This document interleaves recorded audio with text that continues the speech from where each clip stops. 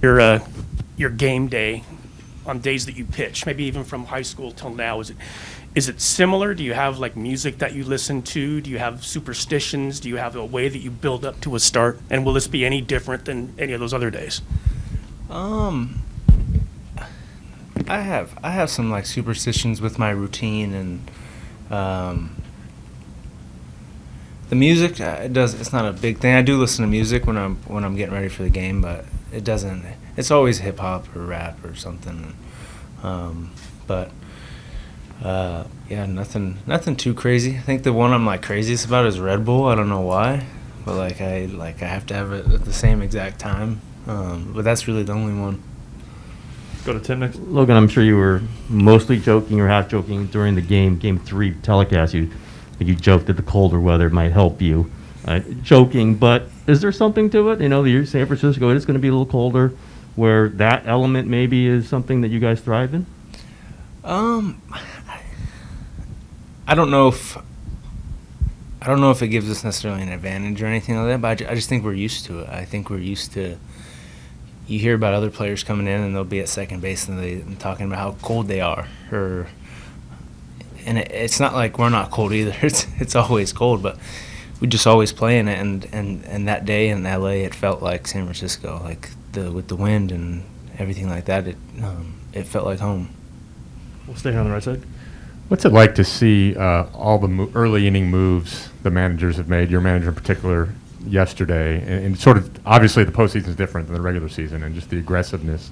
And I'm curious what that is like to see, and how Gabe has sort of led you guys into this series.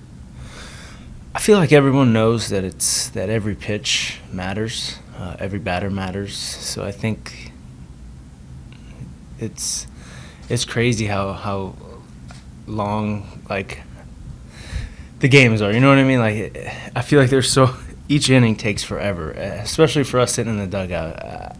I was pacing the entire time the last couple of days that I wasn't throwing, and it's just it's crazy. So I feel like all the guys are kind of like me, kind of can't stop moving around, So I don't think it necessarily bothers us when there's moves, because it's every person wants to get into the game.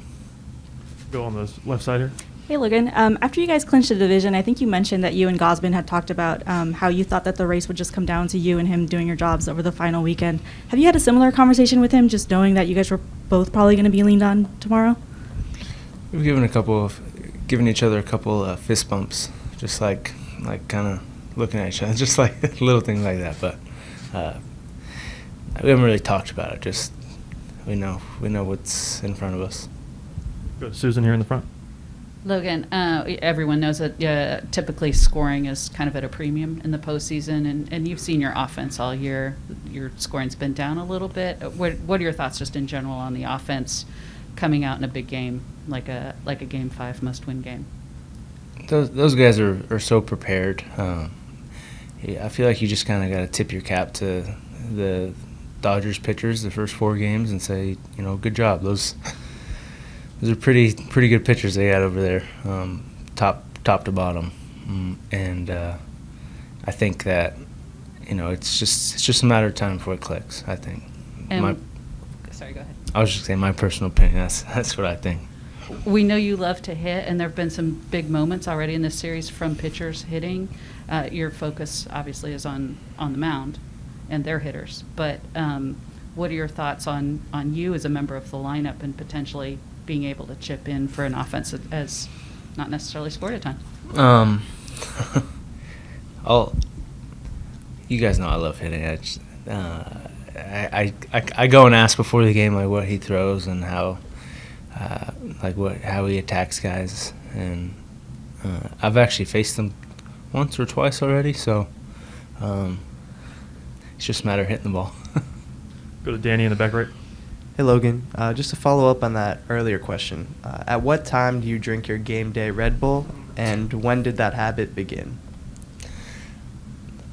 I've always loved Red Bull. I honestly started drinking it when I was in travel ball, when I was really young. Don't be mad at my dad or mom or anything about that, but that was kind of me and my brother's thing. And I wouldn't say until a couple years ago. It's like right before, or right when I get to the field, right before I start my stretch with the trainer, and then at the end of my warm up.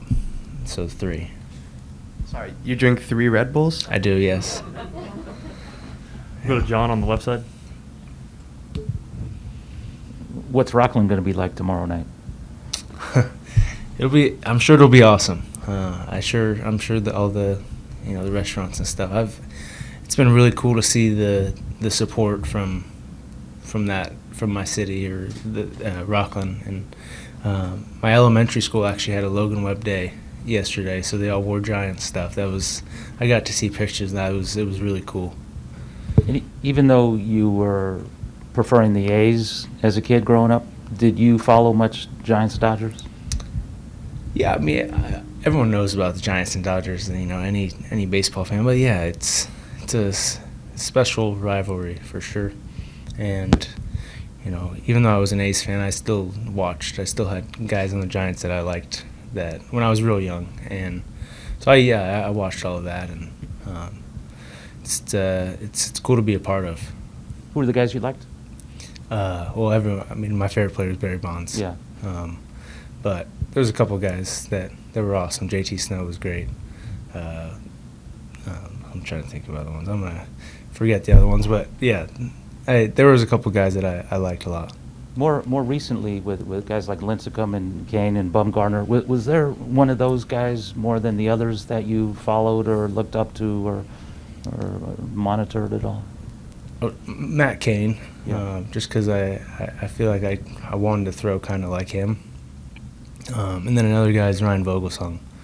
Those 2 guys especially were guys I loved watching. We'll go to the back row here.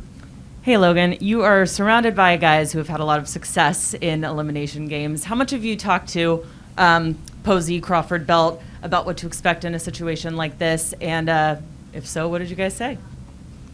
We haven't talked much about it, honestly. It wasn't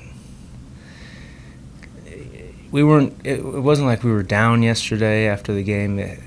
We knew it was going to come down to Game 5. No matter how each team played each game, we just knew it was going to happen, and we're excited for the opportunity, especially to be at home to play in front of our fans. And then kind of a follow-up to that, how much of being able to stay calm and keep an even keel in a high-pressure situation like tomorrow is something that you were born with, and how much is something that you've kind of cultivated over the years of your athletic career? It's not that I'm not nervous. I think you can ask any guy in there that they're probably nervous before a game, any game, honestly, but especially for this game. I think it's I don't know. I feel like I just like these types of moments. I love the crowd. I love kind of the pressure, and I'm excited to throw tomorrow, especially because I got a guy back there that's always calm. So even if I do get a little up, like he'll be the first one to tell me to bring it back down. Go to Tim here in a second. Logan, were you ever physically in the bullpen last night? And what did Gabe and Andrew, whoever, tell you? Like, at one point they tell you, okay, you're not throwing today, just get ready for the next one? It was a possibility, but I think I was like last resort. Just if we went 15 innings. So you weren't in the bullpen? I was not. No, I was in the dugout. We'll go right up front here to Susan. Logan, what's the name of your elementary school? Sierra Elementary School. And on the days you don't start, do you drink Red Bulls? Oh yeah. Okay. It's a bad habit. But I was going to say, yeah. worry about your. I'm not as energy bad as level. Belt though. Belt is the worst. How many does he drink? I don't know. He'll have like pre-workout. The other day he was just drinking pre-workout in like the 7th inning. I'm like, what are you doing? He's just, I like the caffeine. We'll go left side here. Yeah, I think it was Mike Yastrzemski after Game 1 talked about your good demeanor, and he in a positive way, he said he thinks you're kind of a goofball and you're that way all the time. Does your demeanor change when you take them out? I mean, sometimes after the 7th and 8th inning, you see you come off and you're really fired up then. Do you have sort of some transformation?